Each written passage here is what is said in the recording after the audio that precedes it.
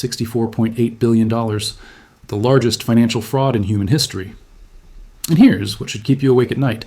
It wasn't hidden in an offshore account. It wasn't buried in complex derivatives. It wasn't encrypted on some dark web server. It happened on the 17th floor of a Manhattan skyscraper. The man who ran it was chairman of NASDAQ. He sat on SEC advisory committees. He was a Wall Street legend. And one man figured it out in 5 minutes. He spent 9 years begging regulators to investigate. They ignored him. 6 times the SEC investigated. 6 times they found nothing. Not because the fraud was sophisticated, because the system protected it. By the time Bernie Madoff was arrested in December 2008, he'd stolen from Holocaust survivors, destroyed charities, wiped out retirement accounts for 37,000 victims across 136 countries. His victims included celebrities, billionaires, and ordinary people who'd saved for decades. At least 4 people are directly confirmed to have killed themselves because of what he did. His own son hanged himself on the exact 2nd anniversary of his father's arrest. And here's the impossible part. This wasn't a secret. Everyone was watching. The regulators, the banks, the feeder funds, the sophisticated investors. They all saw the same red flags, the impossible returns, the tiny accounting firm, the secrecy, the exclusivity. And nobody stopped it. Not because they couldn't, because they didn't want to. This is the story of how one man stole $65 billion while the entire financial system watched, and how the betrayal destroyed everyone who trusted him, including his own family. Let me show you how it happened. Bernard Lawrence Madoff was born April 29, 1938, in Queens, New York, son of Jewish immigrants, modest background. His father, Ralph, was a plumber who tried running a sporting goods store that failed.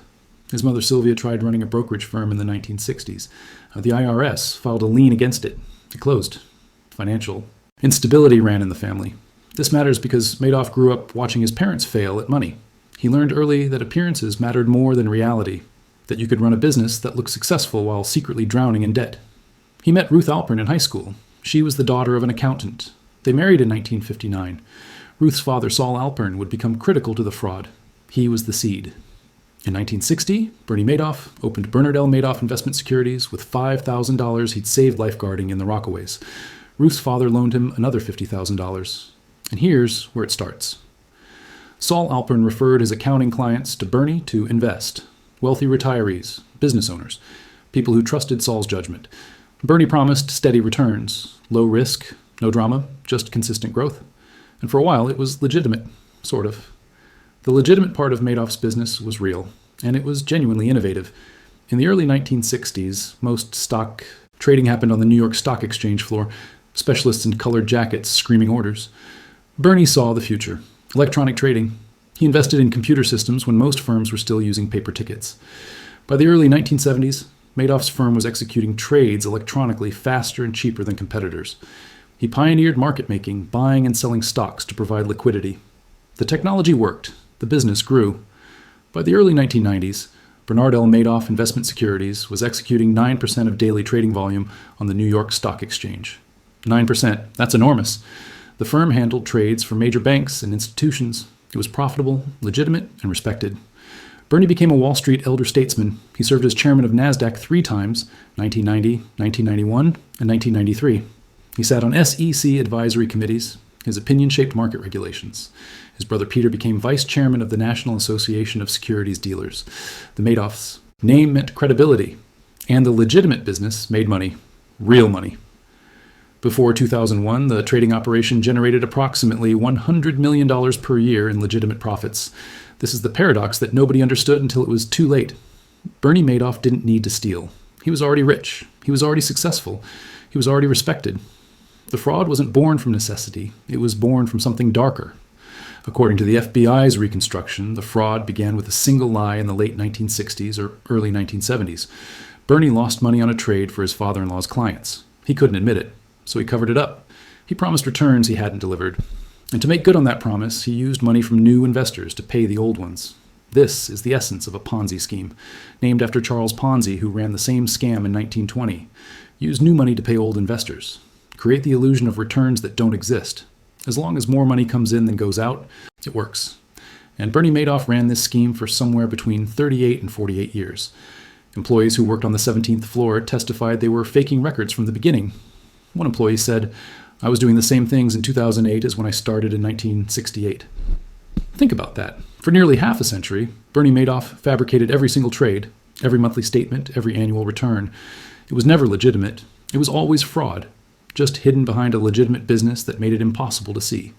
The physical setup matters because it explains how he hid it. 885 3rd Avenue, Manhattan, the lipstick building, so called because its shape resembles a tube of lipstick. Madoff leased 3 floors. The 19th floor was the legitimate market-making operation. Real trades, real employees, real profits. The 18th floor was computer servers and back-office operations. The 17th floor was the fraud. Fewer than 24 employees managed what was supposed to be $65 billion in client assets. There were 2 completely separate computer systems. House 05 was the legitimate trading system. House 17 was the fraud. The 17th floor used an obsolete IBM AS/400 mainframe from the 1980s. Why? Because data had to be entered manually. No electronic records, no audit trail, nothing that could be traced. After 2002, no one on the 17th floor was allowed to use email. Everything was on paper or spoken. Frank DiPascali, Madoff's director of operations and the man who ran the fraud day to day, would print out the Wall Street Journal from weeks or months prior, look up which stocks had done well, create fake trades showing Madoff had bought those exact stocks at the exact right time, backdate the trades, and generate statements showing impossible returns. It was like playing the lottery with yesterday's numbers. Everybody's a financial genius with 20/20 hindsight. Here's how the fraud actually worked mechanically. Madoff claimed he used a strategy called split strike conversion. This is a real investment strategy. You buy a diversified basket of stocks. You sell call options above the current price to generate income. You buy put options below the current price to protect against losses. It's a collar. You cap your upside, but protect your downside. The strategy exists. Hedge funds use it. But Madoff wasn't doing it. He wasn't doing anything. All the money from investors went into one Chase Manhattan bank account, account number 703. Every deposit, every withdrawal, everything flowed through this one account. When investors wanted their monthly statements, the 17th floor would fabricate trades. They'd show purchases of blue-chip stocks like IBM, Coca-Cola, General Electric.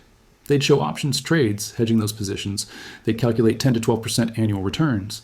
And they'd mail the statements showing balances that didn't exist based on trades that never happened.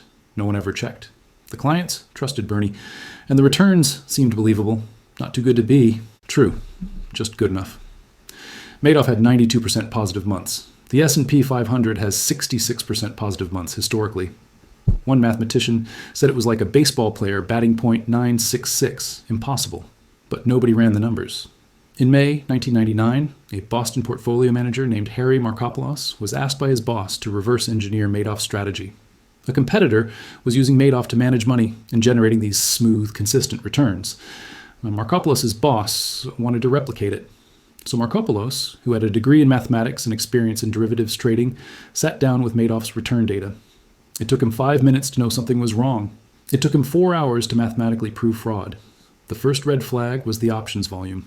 Madoff claimed to be hedging billions of dollars in stock positions with options. But when Markopolos checked the actual options market, the trading volume Madoff would need didn't exist. Madoff claimed to be trading more options than the entire market was executing, by a factor of 7.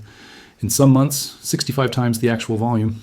Markopolos said it was like claiming you drove from Boston to New York on a road that doesn't exist. The second red flag was the consistency.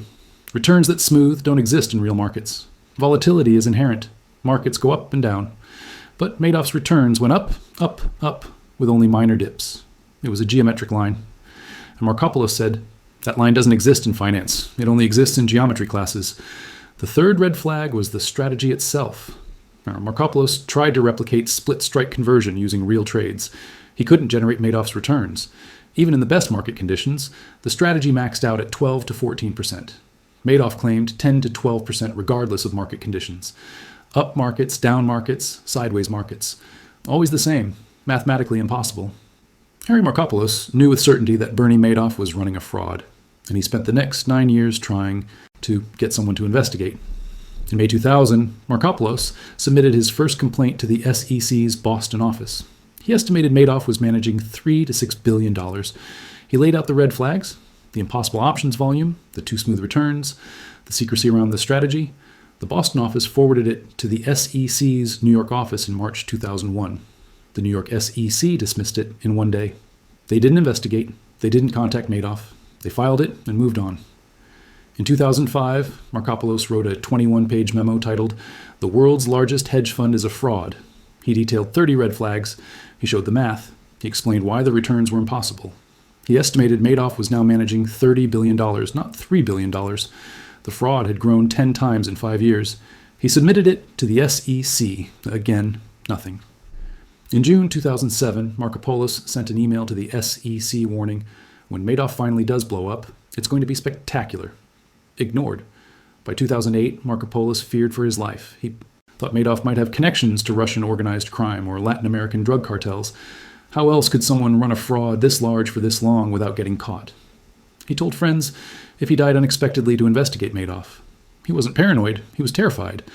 And the SEC kept doing nothing. Between 1992 and 2008, the SEC conducted 6 separate investigations into Madoff. Not because of Markopolos, because of other complaints, trading irregularities, questions about returns, 6 investigations, and all 6 found nothing. Why? The investigators were junior staff members. Many were fresh out of law school. They had no trading experience, no understanding of options markets, no ability to recognize fraud even when looking directly at it. Madoff was a Wall Street legend. He'd been chairman of NASDAQ. He sat on SEC advisory committees. The investigators were intimidated. One supervisor told staff not to push Madoff too hard because he was very well connected. In 2006, the SEC investigated Madoff's investment advisory business. They asked him to provide documentation. Madoff gave them his account number at the Depository Trust Company, the DTC. The DTC is the clearinghouse for all U.S. stock trades. Every legitimate trade is recorded there. One phone call to the DTC would have revealed that Madoff had executed almost no trades. The trades on his client's statements didn't exist in the DTC records. One phone call. The SEC never made it. Years later, after Madoff's arrest, he told investigators from prison, "I thought it was the end game. I thought Monday morning they'll call the DTC and the long nightmare will finally be over, and it never happened. I was astonished." After the collapse, an SEC attorney confirmed it took a few days and a phone call to prove the fraud. They just never made the call. The examiner who failed to catch Madoff was promoted. The staff attorney received the highest performance rating. The revolving door explains part of the failure. Eric Swanson was an SEC assistant director who began investigating Madoff in 2003. During the investigation, he started dating Shauna Madoff, Bernie's niece, who worked as compliance attorney at Madoff's firm. Swanson's supervisor sent an email joking, "I guess we won't be investigating Uncle Bernie anytime soon." Swanson left the SEC in 2006 and married Shauna in 2007. The wedding was attended by the SEC's Director of Compliance. At a 2008 industry roundtable, Madoff bragged, "My niece even married one," referring to an SEC regulator. But it wasn't just the SEC that missed it, or chose to ignore it. Private firms figured it out. Renaissance Technologies, one of the most sophisticated quantitative hedge funds in the world, analyzed Madoff's returns in the early 2000s. They couldn't replicate them. They couldn't understand how he was generating such smooth performance. So they withdrew completely, didn't invest a dollar. In August 2007, 15 months before the collapse, Axia LLC, a hedge fund consulting firm, warned clients to avoid Madoff. They'd done due diligence. They discovered that Madoff's auditor was a firm called Freeling and Horowitz. It operated out of a 13 by 18-foot office in a strip mall in New City, New York. One 78-year-old partner, David Freeling, one active accountant. No staff capable of auditing a multi-billion-dollar operation.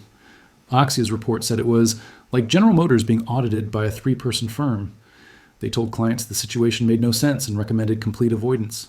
Some clients listened, most didn't, because investing with Bernie Madoff wasn't just about returns, it was about status. You had to be accepted. Bernie turned people away. He made it seem like a privilege. If you questioned him too much, he threatened to close your account. The exclusivity was part of the scam. And it worked because human nature doesn't want to believe we've been fooled. September 15th, 2008. Lehman Brothers collapsed. The global financial crisis hit full force. Stock markets crashed, credit froze, and investors everywhere began pulling money out of anything that seemed risky. Madoff's investors viewed their accounts as safe, liquid cash, better than a bank account. Steady returns, no volatility.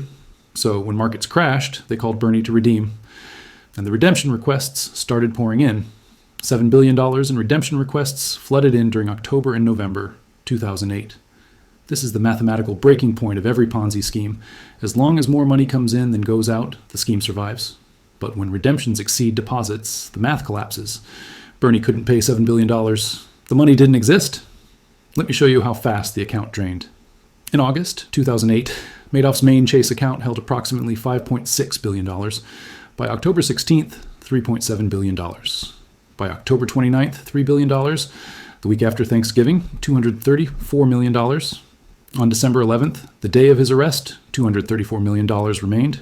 In 4 months, the account lost $5.4 billion. And the money going out wasn't returns, it was principal. People's life savings, retirement accounts, charitable endowments, all gone. JP Morgan Chase was Madoff's bank for 22 years. They processed billions of dollars through account 703. They saw the flow, they saw the patterns. And in October 2008, JP Morgan's internal risk team sent an email questioning Madoff's returns. The email said the consistency was too good to be true. Another internal message said, the returns are only available with front-running or a Ponzi scheme. JP Morgan knew, or at minimum, strongly suspected. So what did they do? They withdrew $300 million of their own money from Madoff feeder funds. They protected themselves. And they said nothing publicly. They didn't alert regulators. They didn't warn clients. They didn't file a suspicious activity report. On December 11th, hours after Madoff's arrest became public, 2 JP Morgan employees exchanged emails. One wrote, "Can't say I'm surprised, can you?" The other replied, "No." They knew. They saved themselves. And they left everyone else to burn. By late November 2008, Madoff was desperate. He pitched Kenneth Langone, the billionaire co-founder of Home Depot, for a $500 million to $1 billion capital infusion. Langone declined. On December 1st, Carl Shapiro, a 95-year-old Boston philanthropist who'd invested with Madoff for decades, provided a $250 million lifeline. Shapiro trusted Bernie. They'd known each other since the 1960s. That $250 million bought Madoff a week. Between December 3rd and December 10th, Madoff was still accepting new money, $48 million from new investors in the final week, people who had no idea they were depositing money into a collapsing fraud. On December 3rd, Madoff told Frank DePascali, his operations director, "I'm out of money." On December 9th, Ruth Madoff withdrew $10 million from company accounts, 2 days before the arrest. This detail would later be scrutinized. Did she know? Was she complicit? Ruth has always maintained she knew nothing about the fraud. The withdrawals suggest otherwise, but she was never charged. December 10th, 2008. Madoff held the annual company Christmas party as scheduled. Everything seemed normal. Food, drinks, employees celebrating. But Bernie did something unusual. He handed out bonuses early, 2 months ahead of schedule, and he suggested paying out $170 million in bonuses from the $200 million that remained in the account. His sons, Mark and Andrew, who ran the legitimate trading operation on the 19th floor, became suspicious. Where was this money coming from? The markets were in freefall. Clients were pulling billions. Why was their father handing out $170 million in bonuses? After the party, they confronted him. Bernie said, "Let's go to the house and talk." They went to his Upper East Side penthouse apartment. Ruth was present, and Bernie Madoff told his sons the truth. "It's all just one big lie." He paused. "It's basically a giant Ponzi scheme." Another pause. "I'm running a Ponzi scheme and we're out of money." He estimated the liabilities at approximately $50 billion. He asked his sons for 24 hours. He wanted to get his affairs in order. He wanted to pay select friends, family, and employees before the collapse became public. Mark and Andrew Madoff refused. They left the apartment immediately. They contacted attorney Martin Flumenbaum. Flumenbaum contacted federal prosecutors and the SEC. The FBI was alerted. December 11th, 2008. 2 FBI agents arrived at Madoff's penthouse at 8:30 in the morning. Bernie Madoff answered the door in his pajamas and bathrobe. The agents identified themselves and said, "We're here to find out if there is an innocent explanation." Madoff paused, then said, "There is no innocent explanation." He confessed completely. "It's a fraud. All one big lie. I'm finished. There's absolutely nothing. It's all gone." He admitted it had been running for years. He couldn't say exactly how long. He estimated client losses at $50 billion. He was arrested on the spot. $10 million bail, house arrest, electronic monitoring, 7 p.m. curfew. And Mark and Andrew Madoff never spoke to their father again. Not once. Not a phone call. Not a visit. Not a letter. Their father had destroyed their lives, their reputations, and their futures. They wanted nothing to do with him. The scale of victimization was unfathomable. 37,000 victims across 136 countries. Paper losses. The amount shown on statements, $64.8 billion. Actual principal losses, the real money investors put in, between $17.5 and $20 billion. The average victim lost approximately $250,000. And contrary to popular belief, 95% of the victims were not billionaires or celebrities. They were ordinary individuals, retirees, middle-class families, people who'd saved for decades, people who thought they were being prudent by investing with a respected firm that delivered steady returns. The charities were devastated.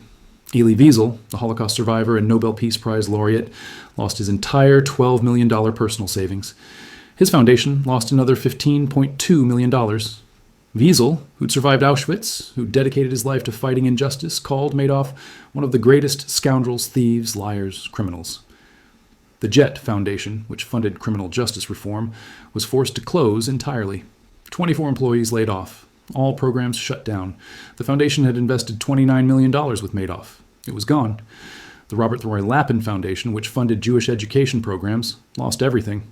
The 86-year-old founder, Robert Lapin, used his own remaining money to restore his employees' 401k accounts. Yeshiva University lost between $100 and $110 million. Madoff had been their treasurer. He sat on their board. They trusted him completely. The celebrity victims made headlines. Kevin Bacon and Kira Sedgwick lost most of their money. They never specified an amount. Jeffrey Katzenberg, co-founder of DreamWorks, lost $20 million. He called it painful and humiliating. Fred Wilpon, owner of the New York Mets, had over $500 million in exposure. He nearly had to sell the team.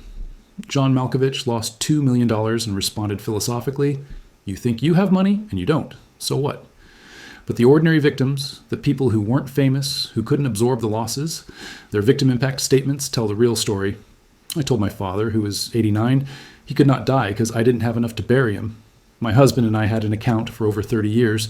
We saved almost $1 million. On December 11th, 2008, it was all gone. My 89-year-old mom and 90-year-old stepdad are now practically destitute and ill. I cannot help them. These were the people Madoff destroyed. Not the wealthy who could recover, the ordinary people who couldn't. And then there were the suicides. René Thierry Magon de la Ville-Huchet was a French aristocrat and money manager. He ran Access International Advisors, a fund that invested $1.4 billion of clients' money with Madoff. When the fraud was revealed, de la Ville-Huchet lost everything. His clients' money, his personal fortune, his reputation.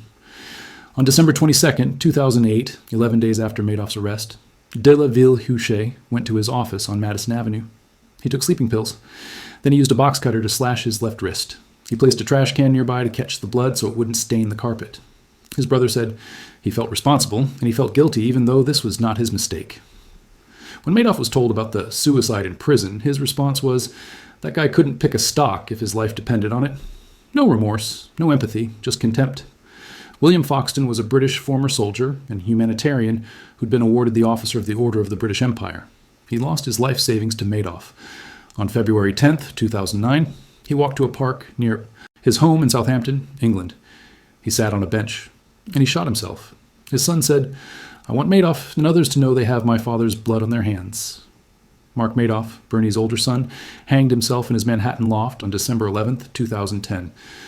The exact second anniversary of his father's arrest. His 2-year-old son was asleep in the next room. Mark left a suicide note addressed to his father. "Now you know how you have destroyed the lives of your sons by your life of deceit. Fuck you." Mark had been destroyed by association. He faced lawsuits. He couldn't get a job. His name was poison, and he couldn't escape his father's shadow. Andrew Madoff, the younger son, died of lymphoma on September 3, 2014, at age 48. He'd been diagnosed before the scandal. The cancer went into remission. Then it returned. Andrew blamed the stress. He said, "The scandal killed my brother very quickly, and it's killing me slowly." Both sons dead. One by suicide. One by stress-induced illness.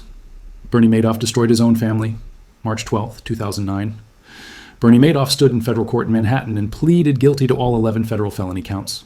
Securities fraud, investment advisor fraud, mail fraud, wire fraud, money laundering, perjury, false filings with the SEC. The judge read each charge. Madoff responded guilty 11 times. He gave a brief statement. "I operated a Ponzi scheme through the investment advisory side of my business. I thought it would end quickly, but it proved impossible to extricate myself." His bail was immediately revoked. He was led away in handcuffs. Victims in the courtroom gallery applauded. June 29, 2009. The sentencing hearing. 9 victims addressed the court. One said, "You have a marriage made in hell, and that's where you'll return." Another said, "May you live a long and healthy life in prison, Bernie, because you deserve it." Madoff gave a final statement. I live in a tormented state now, knowing of all the pain and suffering I have created. I left a legacy of shame. Judge Denny Chin, who presided over the case, said the crimes were extraordinarily evil and represented a breach of trust without parallel. The prosecution recommended 50 years. The defense asked for 12 to 20 years. Madoff was 71 years old. Any substantial sentence was a life sentence. Judge Chin sentenced him to 150 years, the maximum possible. He stacked all 11 felony counts consecutively instead of concurrently. Chin later explained, the symbolism was important. The public trust had been eroded by Mr. Madoff. He engaged in a fraud of unprecedented proportions. I just wanted to be sure he would never see the outside of a prison. The courtroom erupted in cheers and applause. Ruth Madoff was never charged. She claimed complete ignorance. When asked by investigators what a Ponzi scheme was, she said, "What's a Ponzi scheme?" Prosecutors never found evidence proving she knew. She surrendered approximately $80 million in assets, but was allowed to keep $2.5 million. On Christmas Eve, 2008, 2 weeks after Bernie's arrest, Ruth and Bernie both attempted suicide. They took bottles of Ambien together. They woke up the next morning. The pills weren't enough. Ruth told this story to a journalist years later. Peter Madoff, Bernie's brother, pleaded guilty to conspiracy and falsifying records. He received 10 years in federal prison and was released in August 2020. Frank DePascali, the director of operations who ran the fraud day-to-day, pleaded guilty to 10 felonies. He agreed to cooperate with prosecutors. Before he could be sentenced, he died of lung cancer in May 2015 at age 58. Annette Bongiorno, the head of the Investment Advisory Division, was convicted and sentenced to 6 years. Joanne Krupe, an account manager, received 6 years. In total, 15 people beyond Madoff were convicted in connection with the fraud. The recovery effort was led by Irving Picard, a court-appointed trustee. His job was to claw back money from investors who'd withdrawn more than they'd deposited. These were called net winners, people who'd unknowingly profited from the Ponzi scheme by withdrawing fake returns. Picard filed thousands of lawsuits. The largest single recovery came from the estate of Jeffrey Pickor, a billionaire investor who'd invested with Madoff since the 1970s. Picor's account showed withdrawals of $7.2 billion over the years, $7.2 billion more than he'd deposited. In October 2009, Picor drowned in his swimming pool at age 67. Heart attack. His widow, Barbara Picor, agreed to return every penny, $7.2 billion, the largest single forfeiture in U.S. history. J.P. Morgan Chase paid a $2.6 billion settlement for its role in facilitating the fraud while ignoring red flags. Over a decade of work, Picard recovered approximately $14.8 billion. That's 94% of proven principal losses. For a Ponzi scheme, this recovery rate is extraordinary. Typical Ponzi schemes recover 5 to 30% of losses. The Madoff recovery was successful because so much money had stayed within the system and because major institutions paid massive settlements to avoid criminal liability. Bernie Madoff was sent to Butner Federal Correctional Complex in North Carolina, a medium security prison. He worked as a commissary clerk. Other inmates sought his financial advice. He told them how to manage their money, which was ironic, given that his own financial advice had destroyed tens of thousands of lives. In 2013, Madoff suffered a heart attack. In 2019, he was diagnosed with terminal kidney disease. In February 2020, his lawyers requested compassionate release. They argued he had less than 18 months to live and posed no danger to society. Judge Denny Chin, the same judge who'd sentenced him, denied the request. When I sentenced Mr. Madoff in 2009, it was fully my intent that he live out the rest of his natural life in prison. He was 71 years old then. That was 11 years ago. Nothing has changed. Bernie Madoff died in federal prison on April 14, 2021, at age 82. His body was cremated in Durham, North Carolina, against Jewish custom which requires burial. His ashes remain unclaimed by his family. Ruth didn't claim them. His surviving family members didn't claim them. He died alone. And no one wanted what was left. So why did it work? Why did a fraud this obvious, this unsophisticated, this mathematically impossible survive for decades? First, trust is a weapon. Madoff cultivated exclusivity. He turned people away. He made investing feel like a privilege reserved for the elite. When you're accepted into an exclusive club, you don't question the rules. Second, affinity fraud. Approximately 85% of Madoff's investors were Jewish. Madoff was Jewish. He sat on boards of Jewish charities. He was treasurer of Yeshiva University. He gave generously to Jewish causes. He exploited his own community's trust. People invested because their rabbi recommended it, because their synagogue's endowment was invested with Bernie, because other members of their community vouched for him. Third, the SEC investigations increased his credibility. After each investigation found nothing wrong, Madoff would tell investors, The SEC examined me and everything's fine. The regulatory scrutiny, which should have exposed the fraud, became proof of legitimacy. Fourth, the banks and feeder funds profited. J.P. Morgan earned fees processing billions. Feeder funds like Fairfield Greenwich, which invested $7.5 billion in client money with Madoff, collected hundreds of millions in management fees. They had financial incentives not to look too closely. As long as the money kept flowing, everyone made money. Fifth, the accounting firm. Freeling and Horowitz certified Madoff's financials for years. A one-man firm auditing a $65 billion enterprise. David Freeling later pleaded guilty to securities fraud. He admitted he never actually audited Madoff. He just signed the forms. The fraud wasn't sophisticated. It was protected. Protected by a regulatory system that didn't want to investigate a powerful, well-connected industry insider. Protected by banks that profited from the flow of money. Protected by feeder funds that collected fees without doing due diligence. Protected by an accounting firm that rubber-stamped fraudulent financial statements. Protected by investors who didn't want to believe they'd been fooled, and protected by a culture of exclusivity that made questioning Bernie Madoff feel like an insult. In 2009, Harry Markopolos testified before Congress. He said, "It's not the armed robbers or drug dealers who cause the most economic harm to our society. It's the white-collar criminals living in the most expensive homes who have the highest professional credentials and the most impressive resumes who harm us the most. They steal our pensions, bankrupt our companies, destroy thousands of jobs, ruining countless lives." Markopolos tried to stop Madoff for 9 years. Nobody listened. And when the fraud finally collapsed, it was because Madoff ran out of money, not because regulators caught him. Bernie Madoff died alone in a prison hospital ward. His ashes remain unclaimed. Ruth Madoff lives in a rented condominium in Connecticut. She drives a Toyota Prius. She has no contact with her surviving grandchildren. The sons who turned their father in are both dead. Mark by suicide, Andrew by cancer. The charities Madoff destroyed never recovered. The retirees who lost everything couldn't start over. The investors who trusted him, who'd saved for decades, who thought they were being prudent, lost their life savings.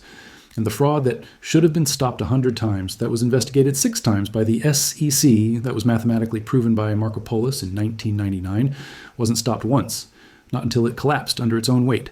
$64.8 billion, 37,000 victims, 4 confirmed suicides, and a trail of destroyed lives stretching across 6 continents. This wasn't hidden. Everyone was watching. The regulators, the banks, the auditors, the feeder funds, they all saw the same red flags. And nobody stopped it, because the system wasn't designed to catch fraud at the top. It was designed to protect it. Bernie Madoff didn't just steal $65 billion. He exposed that the financial system, the regulatory system, the entire structure of trust that capitalism depends on, is built on foundations that crumble the moment someone powerful decides to lie. And when that happens, when someone at the top is committing fraud, the system doesn't stop them. It looks the other way until the money runs out. And by then, it's too late. If this changed how you see trust, how you see regulation, how you see the financial system that you're told protects you, then you understand what Madoff really stole. Not just money. The belief that someone is watching, that someone will stop it, that the system works. It doesn't.